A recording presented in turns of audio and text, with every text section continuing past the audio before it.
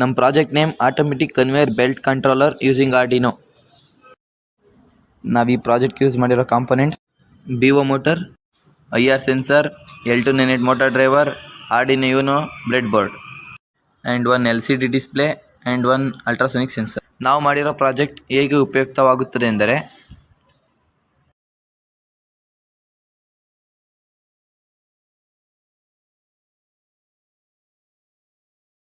IR sensor component ಮುಂದೆ ವಸ್ತುವನ್ನು ಇಟ್ಟಾಗ ನಮ್ಮ ಕನ್ವೇಯರ್ ಬೆಲ್ಟ್ ಆನ್ ಆಗುತ್ತದೆ.